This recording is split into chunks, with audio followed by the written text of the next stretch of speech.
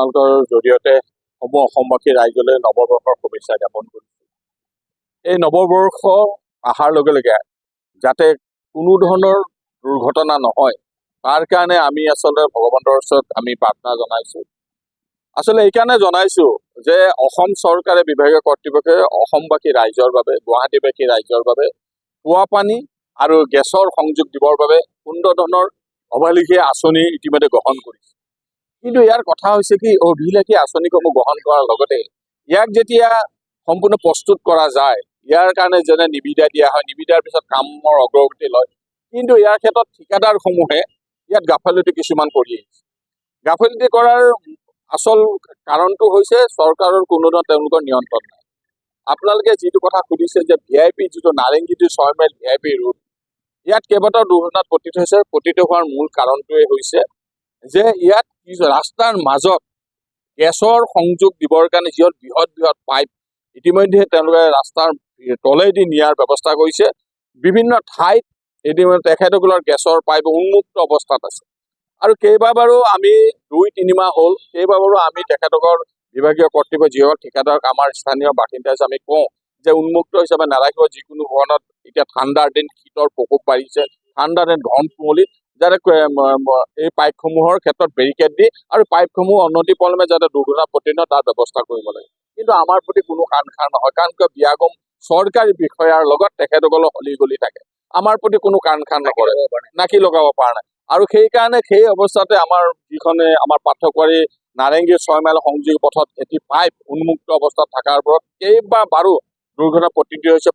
যোৱা পৰহিৰ দিনাখনো এখন অটো ভেন আহি মানে ঘন কুঁৱলী যিমান পৰিছে, শীতৰ ফলত কি হৈছে ঘন কুঁৱলীত দেখা পোৱা নাই। কাৰণ এইকাৰণে দেখা নাপায়, এই জেগাডোখৰত যিডোখৰতে ৰাস্তাৰ সৌমজত পাইপডাল আছে, ই এটা ইউ টাৰ্ণ আছে। তাত আমাৰ গাড়ী এখন যেতিয়া ইউ টাৰ্ণ লয়, এই বাকী পাঠকবাৰীৰ ফালৰ পৰা 6 মাইল পৰা অহা গাড়ীখনে যেতিয়া ছাইডেদি যাব বিচাৰে, তেতিয়াই পাইপডালত খুন্দা মাৰিব লগা হৈ যায় আৰু সেই এনেধৰণৰ এটা দুৰ্ঘটনাত পতিত হৈছিল আৰু পতিত হৈ অত্যন্ত গুৰুতৰভাৱে তেখেত চিকিৎসাধীন হ'ব লগা হৈছিল। অকল বোলে এই VIP ৰোডটোৱে নহয়, নাৰেংগী অঞ্চলতো আপোনালোকে দেখিব এনেধৰণৰ উন্মুক্ত অৱস্থাত পাইপসমূহ আছে, কোনো ধৰণৰ বেৰিকেড নাই।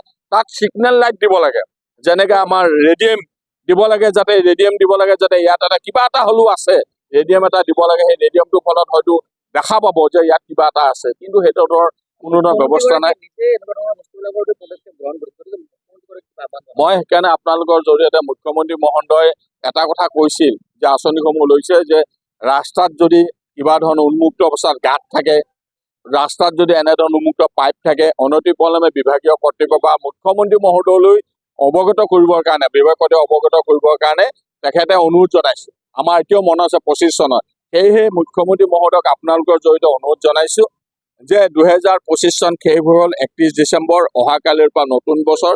এই 31 ডিচেম্বৰত যাতে ৰাতিৰ ভাগত ঘন কুঁৱলীত যাতে কোনো ধৰণৰ দুৰ্ঘটনাত পতিত কোনো নহয় আৰু মৃত্যুবৰণ যাতে নহয়, তেওঁৰ যাতে কোনো ধৰণৰ দুৰ্ঘটনা পতিত হৈ আঘাতপ্ৰাপ্ত হৈ নাথাকে তাৰ ব্যৱস্থা কৰি ইয়াৰ সম্পূৰ্ণভাৱে ইয়াক নিৰাময় কৰিবৰ কাৰণে এই উন্মুক্ত হৈ থকা পাইপসমূহৰ ওপৰত ব্যৱস্থা ল'ব লাগে আৰু বিভাগীয় কৰ্তৃপক্ষ বা ঠিকাদাৰৰ ওপৰত নাকি লগাব লাগে, যাতে 2026 বৰ্ষটো যাতে সুন্দৰভাৱে আমি আমাৰ বাসিন্দাসকল বুলিয়ে নহয়, আমাৰ এই অঞ্চললৈ আহি থকা সকলো লোকে যাতে সুন্দৰভাৱে 2026 চনটো পাৰ কৰিব লাগে, যাতে আমি শুনা নাপাওঁ নতুন বছৰত যে এই পাইপডালৰ ফলত যাতে কোনোবা দুৰ্ঘটনাত পতিত হৈ মৃত্যুবৰণ কৰিছে।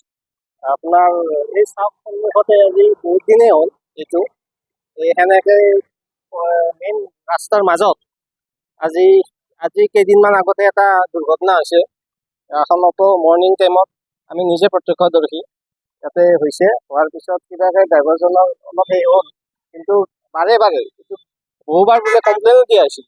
তাৰ ফলতো এইটোতো আপোনাৰ মোটামুটি 3 মাহমান হ'লেই, 3 মানেই হ'ল।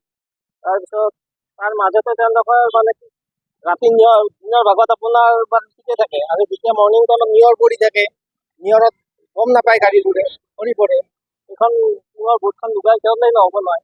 আৰু সন্মুখতে ৰাস্তা আপোনাৰ সেনেকৈ ৰাখি থৈ দিছে, বহুত বেৰিকেডৰ ব্যৱস্থা নাই, জাষ্ট আপোনাৰ এখন হেৰি কৰি দিছে, এনেকৈ মাৰি থৈ দিছে প্লাষ্টিকৰ।